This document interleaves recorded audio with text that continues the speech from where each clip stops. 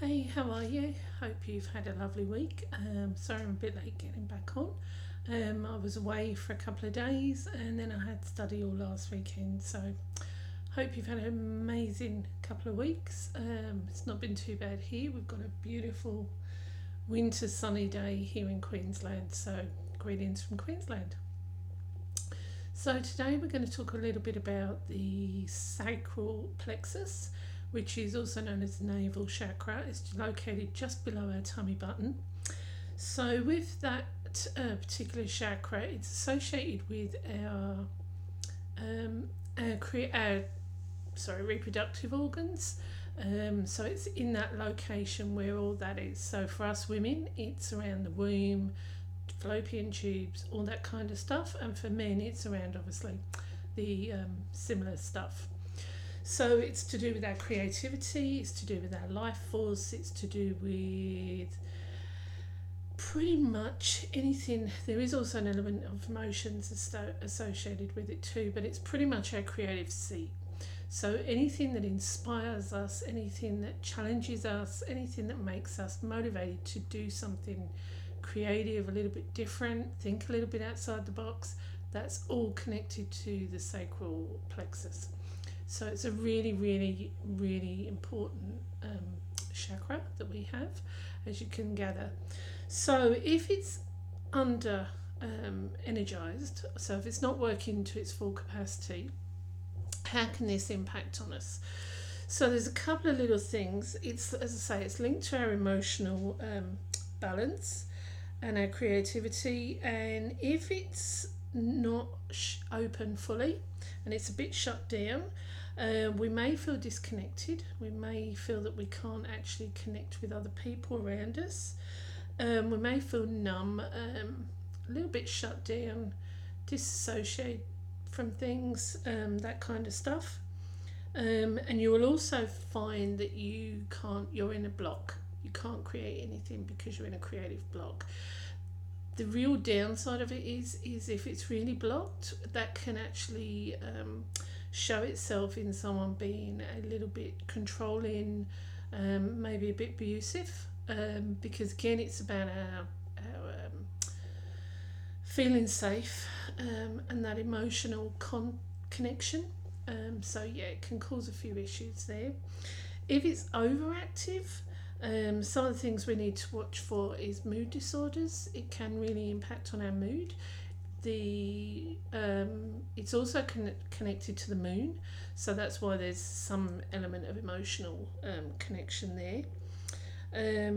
We may need some constant reassurance, feeling a bit low in ourselves, feeling a little bit needy. So yeah, if this kind of stuff resonates for you, it could just be that your sacral plexus chakra is not fully open or it's too open. So what can we do?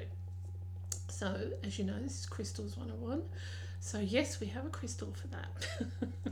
And I have a few here to show. So some of the examples we've got are orange calcite.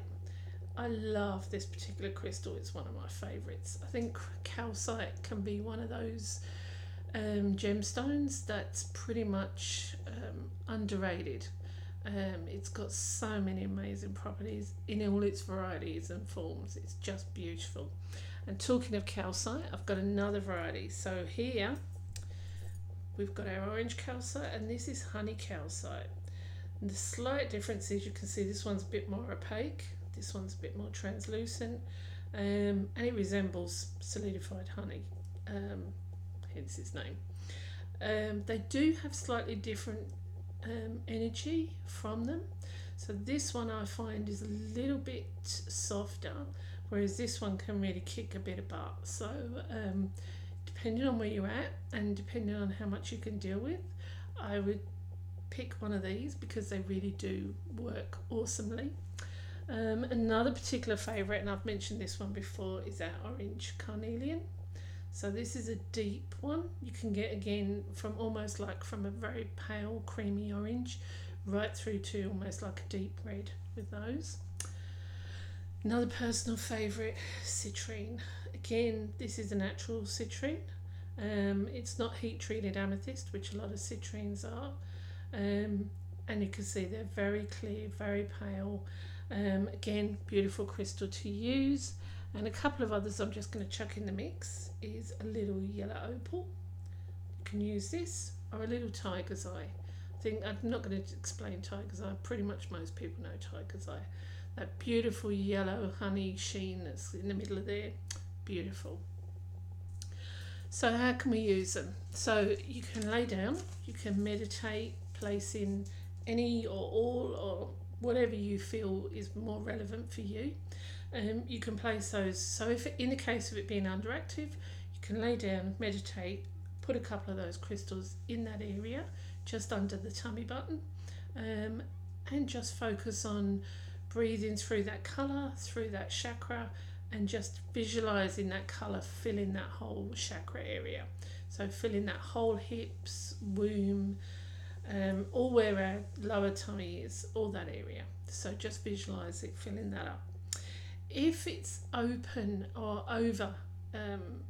overactive, we can then use some other crystals such as snowflake obsidian, amber, and amethyst, surprisingly, and these can actually counteract that overactivity. So if you're finding your moods can be a bit swinging from one to the other, and you can't find that middle ground, any of those will help. And again, do the same thing. You can meditate with those in that area. Just lay down, place them on your tummy below the belly button, and just visualize again that just balancing, bringing back into balance. So yeah. So next week we're going to go on to the solar plexus, which is a big one, because that really is the seat of our emotions. So there's going to be quite a lot around that one. Just some thoughts on how things have been going for everybody. I know the energies have been pretty chaotic the last few weeks. I know it's impacted on me, and most people I know. If you find that the energies are getting like that, and you find you're either up here and you need to just chill and relax, a couple of good crystals for that is obviously any of the black ones, so tourmaline, hematite, any of those are awesome. See this ball here? That's called hematoid quartz. So that's got hematite going through it, so that would be a good grounder as well. So any of those kind of things. You can even pick up a rock off the beach and just hold the energies from that rock, and it will just ground you. If you find you've gone the other way and you're very flat, very low, need a bit of a lift, when these energies are all over the place, my advice would be just take a step back, see what you're feeling, if it's yours, if you can own it. If not, if it's somebody else's, just let it flow through. One of my dearest friends gave me a little mantra many years ago, and she just said, I allow the energy to flow through my body and out again without impacting on any of my soul, spirit or physical body. And I just do that, and I just sit with it, channel what's mine, what's not mine, and get rid of it, and then let it go. And a really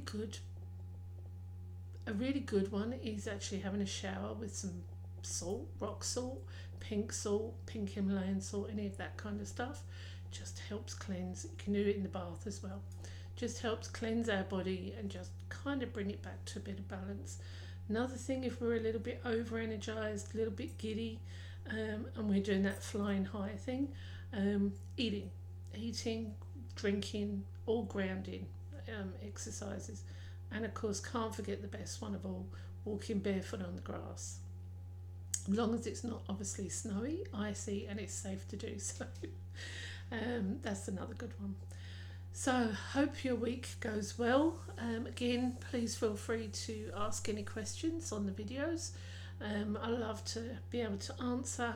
I'm doing another little giveaway soon on my Facebook page. The link should be on the bottom of the video, so if you want to come and have some fun on that page, just come along and you can follow the page link there. Okay, much love, many blessings. I wish you all the very best of everything for the coming week, and talk soon. Much love. Thank you.